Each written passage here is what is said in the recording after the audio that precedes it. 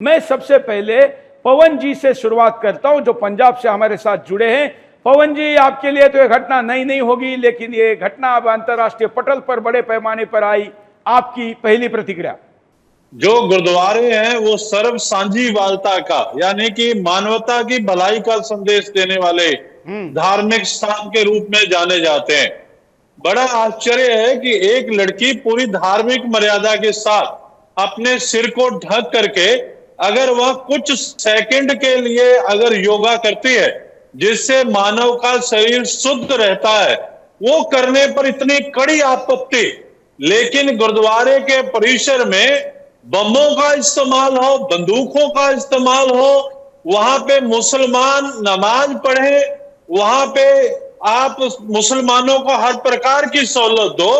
जिन मुसलमानों के खिलाफ गुरुओं ने लड़ाई लड़ी, छोटे छोटे साहबजादों को नींव में चीन दिया गया कि उन्होंने दीन की ईन नहीं मानी, उनके साथ आपका पूरा सहयोग।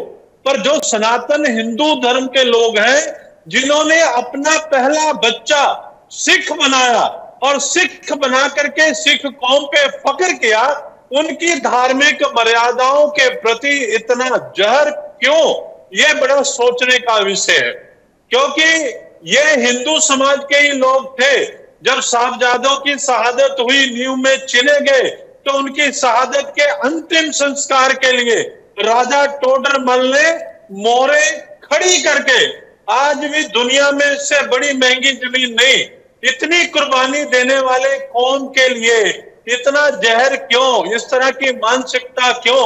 अगर किसी बच्ची ने कुछ समय के लिए वहां योग किया तो क्या बाबा दीप सिंह जी वीर आसन लगाते थे या गुरु गोविंद सिंह जी वीर आसन में बैठते थे तो उसको हम योग का एक मुद्रा समझ के प्रतिबंधित करेंगे? क्या ऐसी सोच मानसिकता होगी? बिल्कुल। तो ये बड़ी महत्वपूर्ण बात है और आपने एक जो उल्लेख किया कथा का, मैं थोड़ा उसको पूरी बताना चाहूंगा।